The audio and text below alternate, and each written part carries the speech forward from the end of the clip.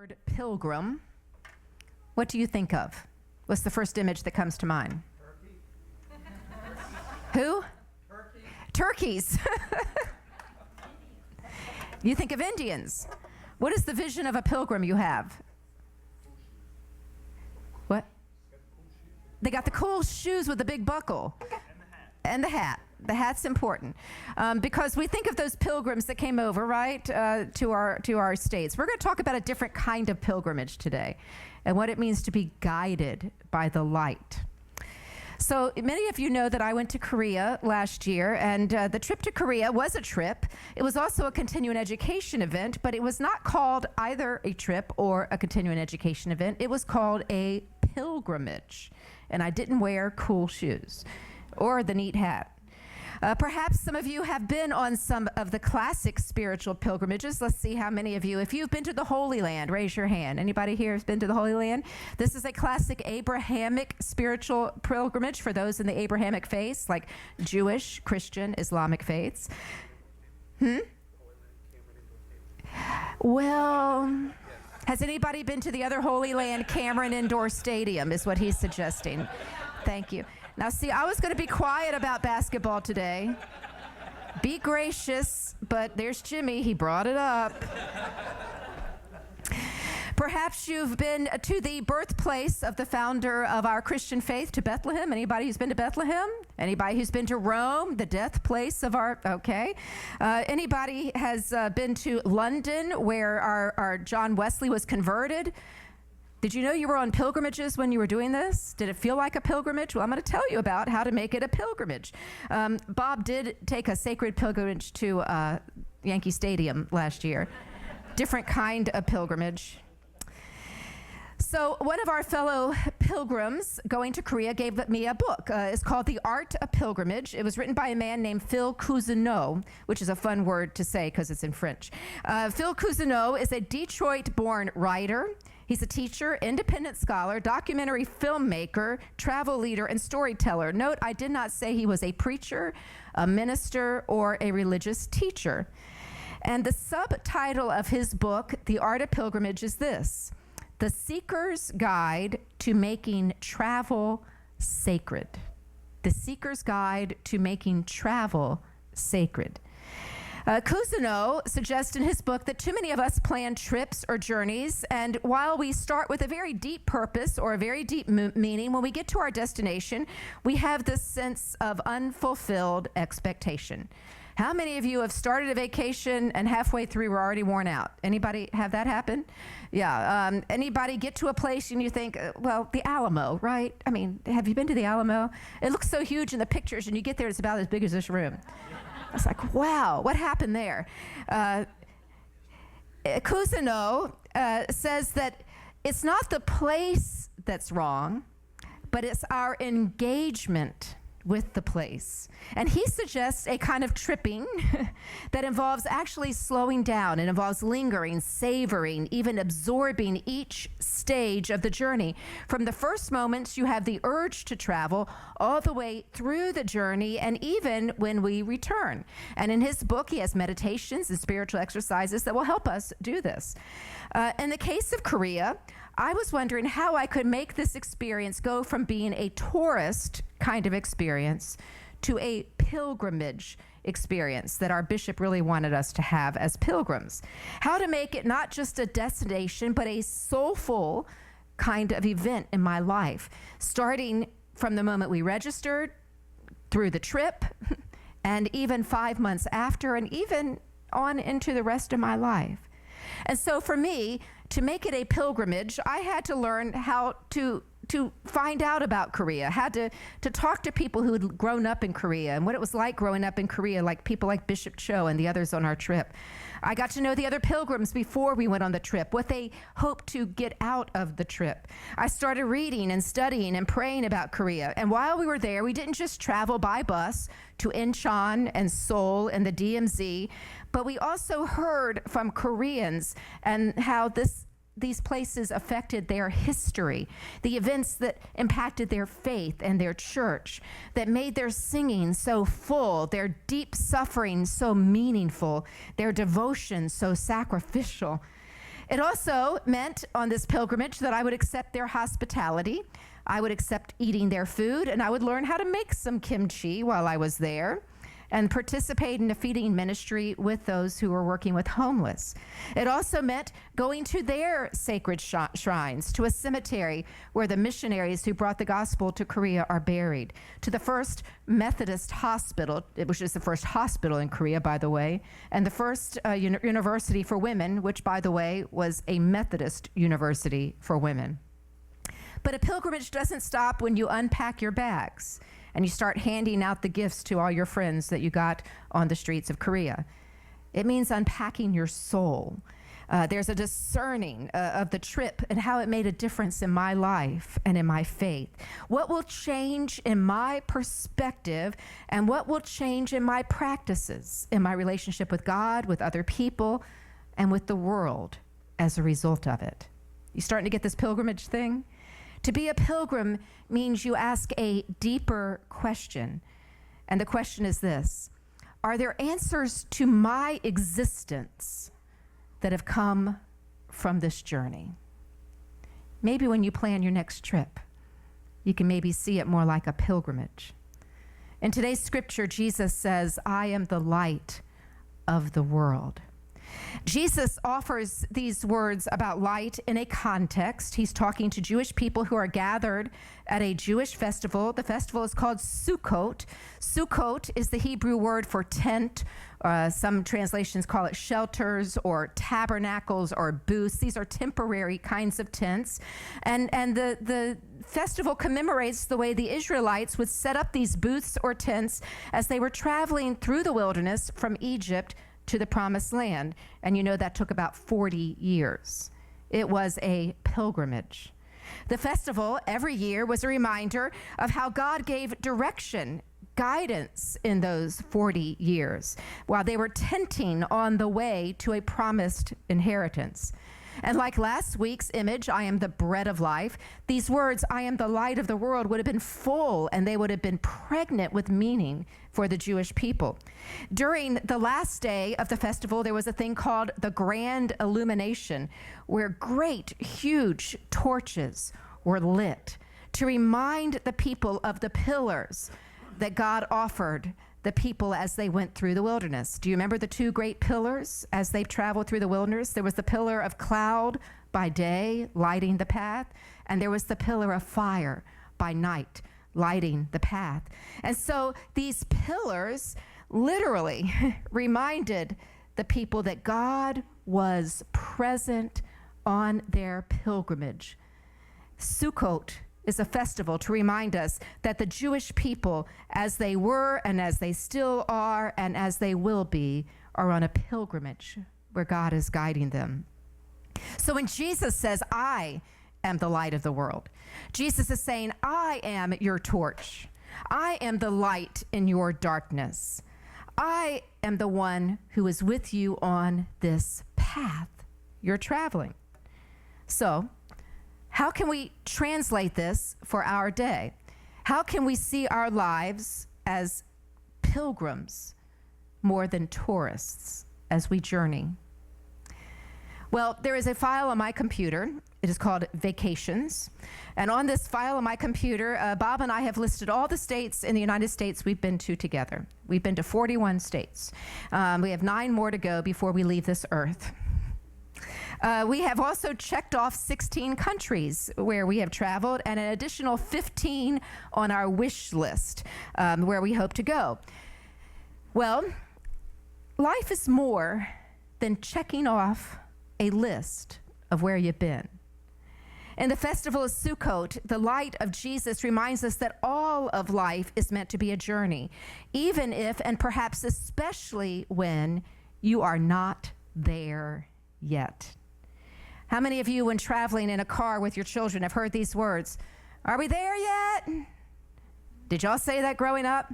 Have you heard it recently? Over spring break? Are we there yet?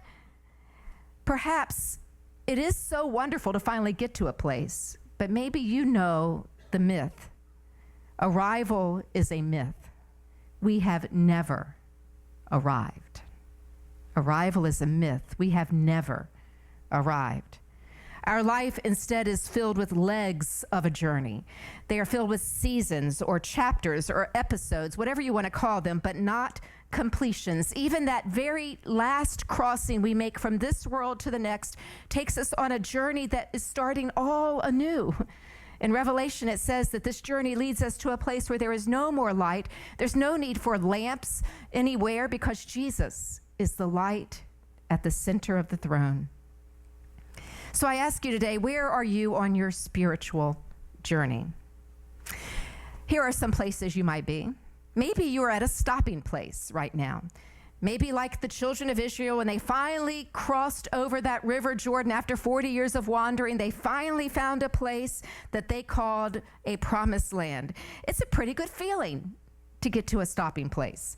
You can settle down, you can build with your assets, you can take that portfolio you'd been building up and you can begin to work it. It's a really good feeling.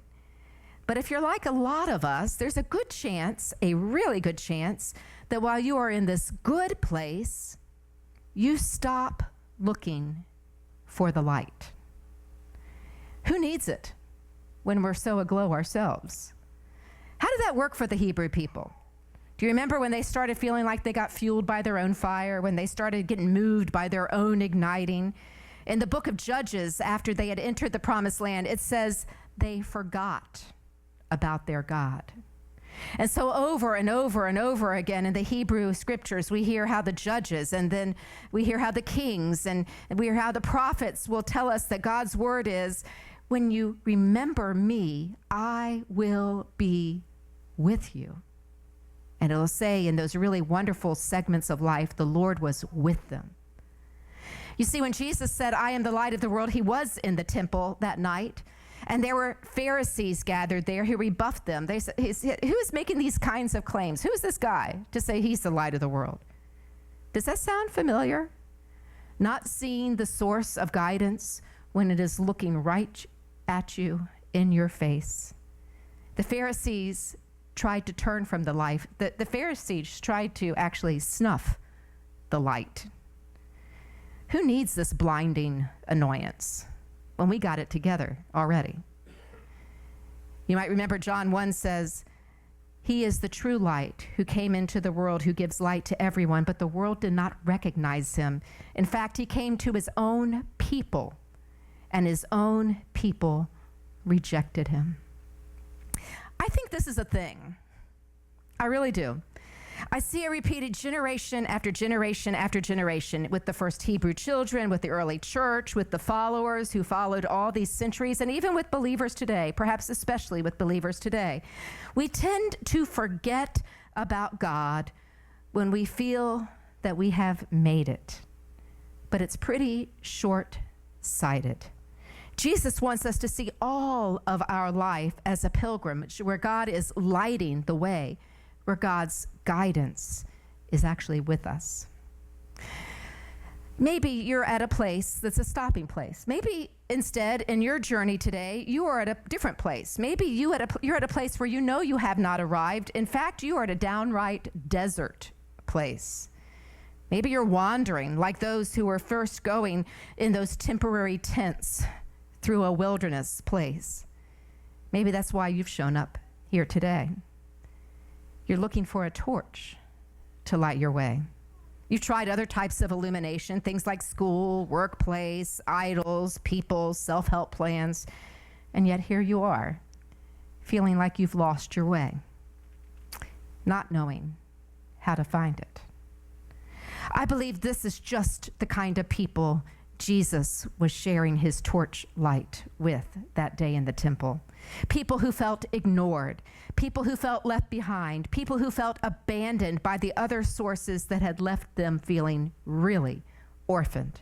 And here comes Jesus. Here comes the light of the world, showing them a new kind of life that is possible. It meant taking a different kind of road with a different kind of torch. It meant loving God with heart, mind, soul, not just religious practices. It meant seeing the other around you, whether it be a lonely or sick or outcast or hurting person. It meant knowing truly knowing that right here among them, bright as morning sun and shining on their path, was the answer. Now, you may feel like that place is unpleasant. You may feel like that place is bad. But here's some good news. Jesus reminds us that we aren't destined to stay at that place. This is only one part of the whole life pilgrimage. And for every sermon, there's a great country music song to go along with it. So this is one that I think this came out a couple years ago by Rodney Atkins. And he says words like, you know those times when you feel like there's a sign in your back that says, I don't mind if you kick me, seems like everybody has. I've been down in the darkness, I've been down to my last match, felt 100 different demons breathing fire down my back. And then the chorus, if you're going through hell, just keep on going. Don't slow down. If you're scared, don't show it. You might get out before the devil even knows you're there. If you're going through hell, keep on going. The word for hell in Hebrew is Sheol. It means a place of darkness. Maybe you're going through hell. Jesus says, keep on going. That's country music's way of saying, I'm lighting your path. It may feel like this is a stopping place for you, but it isn't a staying place. The true pilgrim will see the light even at a bad place on the road. Because there's signposts, right? And most of us know this who've been through some bad places.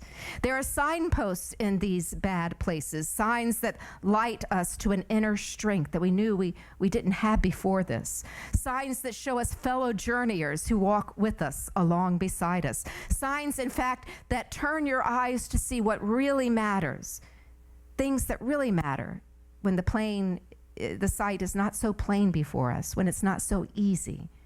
We tend to see things in these places. Maybe that's where you are. Now, here's the real faith part. You know, when we're heading to Korea, to Seoul, heading to New York, we have in modern times a GPS, right? We can set that thing and hopefully your Siri will take you where you need to go, right? To the right spot. Once again, that's not faith because we know our destination, right? That's not really, you might be having faith in Siri. Misplaced. But it's not real faith when you know your destination, right? Faith is what says we see God showing us on the way what the journey looks like. In fact, faith will point out those miraculous signposts that we may not have ever noticed when we didn't have the light with us. Last summer, Bob and I were checking off 3 more states on our vacation list. We went to Iowa, Minnesota, and Wisconsin. We flew into Wisconsin, crossed the Mississippi, went to Iowa, drove up Minnesota, and came back all the way through Wisconsin. It was really a pretty cool trip.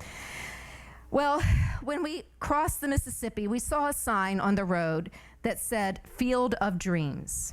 Do y'all know the Field of Dreams movie in Iowa? This was the place where Kevin Costner experienced that wonderful field of dreams in his movie. And so we decided to drive down that road, and it led us through these gates in a very vast farmland. We got out of the car, and there it was. There was this field, and it was an amazing country home there. Do you have that first picture for me to show you? Isn't that the movie? That's it. We were there. And the ball field was there. It's the next picture with the verdant corn all around it. Can you see the corn off in the distance? We weren't expecting what happened next. There wasn't a fee to get into this place, no fee. In fact, several cars of people had already arrived there. And as we walked out onto the field, there were perfect strangers who had brought their bats and their balls and their gloves with them. Look at this next picture. People of all ages had picked up a game right there on the field of all backgrounds, fathers, sons, mothers, daughters, old people, young people. At one point, somebody was the pitcher and another person was the catcher, and then they say, hey, do you want to bat? Yes, I want to bat. And then another person would be the batter, and they were all waiting to get to that place where they could bat where Shoeless Joe Jackson did in the movie. Now, I don't throw, catch, or hit. So I sat in the stands, and I watched this community just form around this ball field. And somewhere during that, Bob was walking around this field, and I lost him. I finally kept looking. Where did he go? How could I lose him in a ball field? I could see losing him in Wisconsin, but not Iowa. But I kept looking, and he had walked over to that cornfield over there. And he was at the edge of the cornfield. And there were people going in and coming out of the cornfield. And he was there doing the exact same thing. Do you remember in the movie, the cornfield represented how one world led to the next, the exit from this world into the entry of another world? And do you remember Shoeless Joe Jackson coming to Kevin Costner's character and saying, "Is this heaven?" And Costner says, "No, it's Iowa." But as the movie continued, his father, who also came through the cornfield, would ask the same question. And his son would later ask his father, "Does heaven exist?" And his dad would say, "Oh, yes. That's where dreams come true." There's a shed at the ball field that is called All-Star Ballpark Heaven. Bob and I didn't say much while we were standing by that cornfield, but I was imagining his mom and his dad, who had both died, and imagining them coming from one world to the next through a field, maybe, that might look like that. I was thinking of my dad the same way. People we love who are no longer in this world, whose dreams have come true. As you can see, we practiced going through the cornfield too. It was magical. There's a Celtic spirituality. There's an understanding that there is a gap between heaven and earth, and that they overlap at certain places.